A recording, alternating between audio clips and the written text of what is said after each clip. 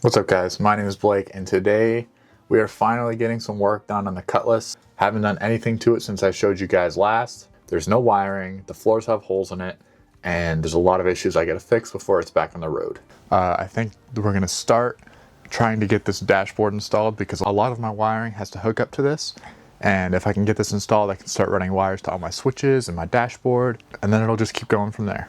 Now this here is the aluminum dashboard that I have bought for the Cutlass. The first thing that I'm going to do is actually make a cardboard cutout of the dashboard. That way I can cut up and test fit the cardboard and I won't ruin this aluminum one.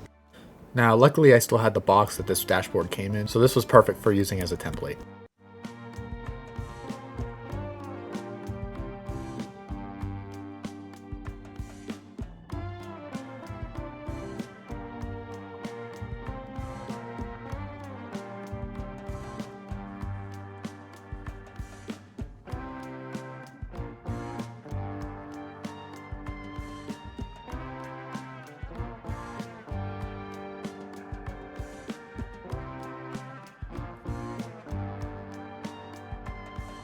Now that I had the cardboard template cut out, I wanted to measure and see how much we would have to cut off from the length, and it turns out that this dashboard was actually a pretty perfect fit, aside from a little bit of trimming around the A-pillars. I also took off my steering wheel just to make things a little bit easier for myself. Now once I got it to sit in between the A-pillars, I started cutting around the steering column. That way I can get it to sit nice and flat and adjust it from there. Now here is how the template looked on the windshield. You can see the edges were a little bit rough. Now the contour in the dashboard was definitely different than the shape of the windshield. I used a Sharpie and placed it vertically on my windshield and just traced along the dashboard, and after a few times it should line up. Now I actually repeated this process with the Sharpie a handful of times. I wanted to make sure there was enough space between the dashboard and the steering wheel, especially once there's things added to the front of the dashboard. I don't want to be hitting them when I'm trying to drive.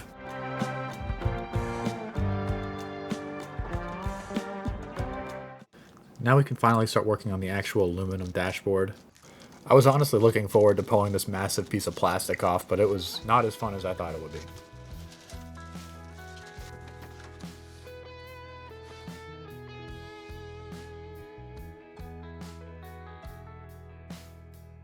Now I originally thought I would be cutting this dashboard with the Dremel tool, but this quickly became awful and didn't really work at all.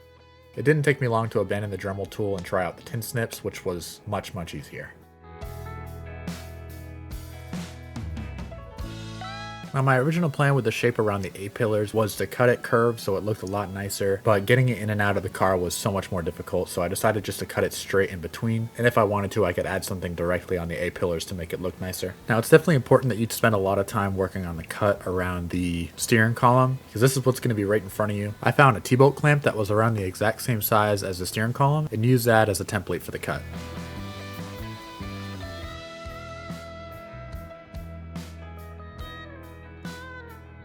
What's up, guys? A quick time skip here. It's the end of the day.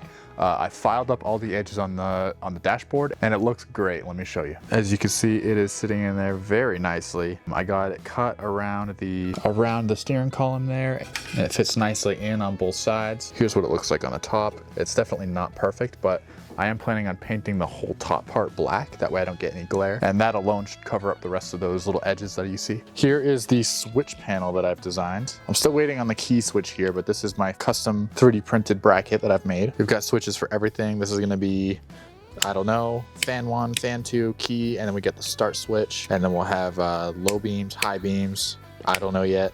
And then the passenger side window, and then the driver's side window. To start off getting this switch panel cut into the dashboard, I made some centering marks between the edge of the dashboard and the bead roll. I also took the time to 3D print a little cutting template, which definitely saved me a lot of hassle.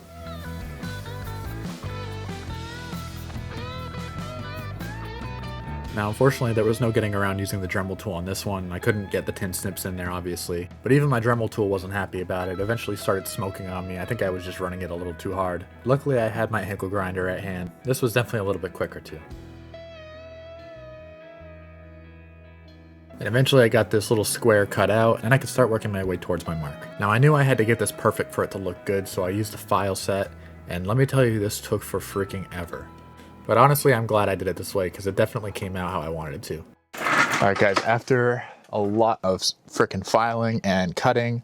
Finally got this to fit nicely behind here, and it fits pretty perfect if you ask me. So now we're gonna use the holes in the backside kind of as a guide for our drill bit, and then we're going to use these, and these are threaded inserts. I'm going to put these on a soldering iron and I'm going to melt them into the holes here. That way the bolts can go through on the front side and won't have to put a nut. Now this was pretty straightforward. Because I had the switch panel mounted how I wanted it to, I could just mark my holes through the back side and drill from there.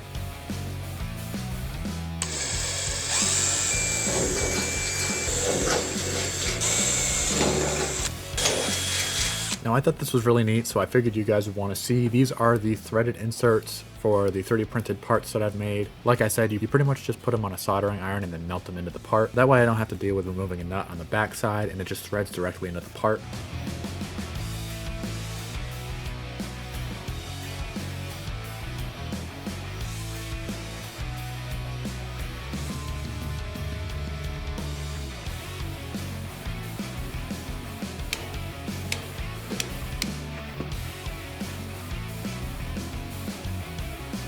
All right guys, it's the next day. We got the dashboard pretty much complete shaping wise, and we got the switch panel installed.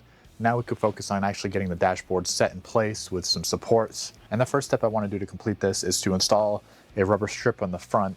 That way it doesn't rattle around on the glass. And to do that, we got this truck weather stripping kind of stuff. As you can see, it's just like a rubbery C-shaped seal. Now this stuff was actually perfect for what I needed to do, and it was only like 10 bucks at O'Reilly's.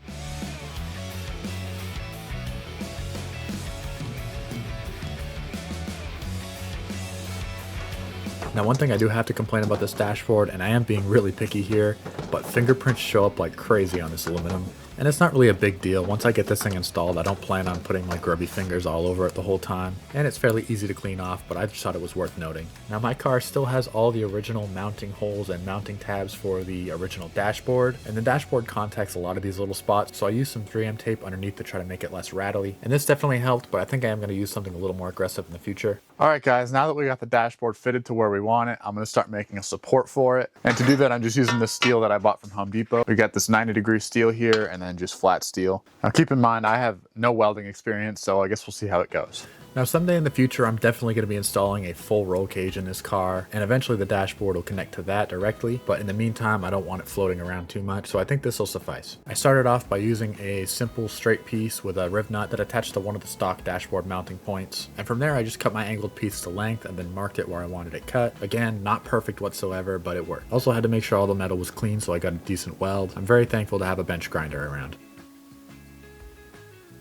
And from there, I just had to make a straightforward piece to attach it to the dashboard, and I just mocked it up with a piece of cardboard and marked it where I wanted it. This is also some pretty thick steel, so I gave it an angle that way it would sit nicer in the dashboard.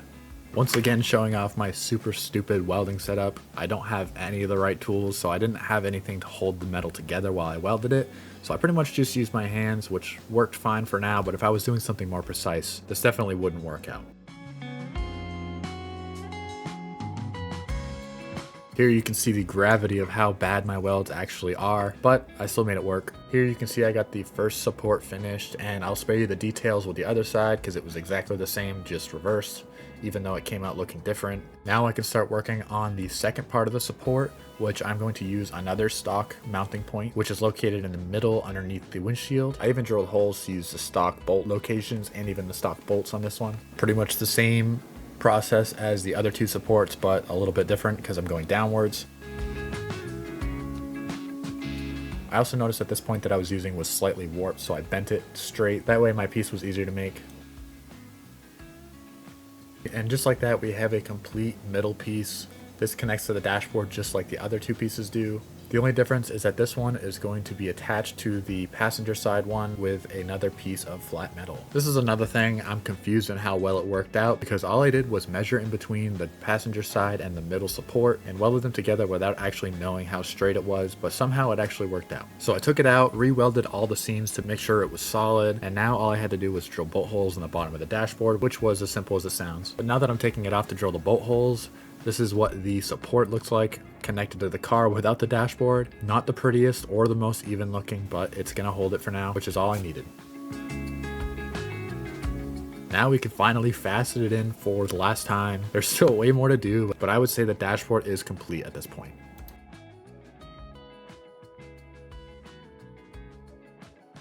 All right, guys, I'm gonna consider that a full install. It looks pretty good and it is super solid in there. The factory dash mounts that I use to connect my pieces to are a little bit wobbly, but once the whole thing is set in place with the screws on the bottom of the dashboard, it's pretty solid. And honestly, it came out really good, especially from my expectations and my own craftsmanship. I think I did a pretty solid job, especially for a project like this. And now that that's done, we can finally focus on the wiring aspect of this. My next project or next video or whatever is gonna be wiring up. Probably just the dashboard will be one video. All the switches got to be wired up, and I'm doing a DIY digital dashboard. Again, using this 3D printed switch panel that I made.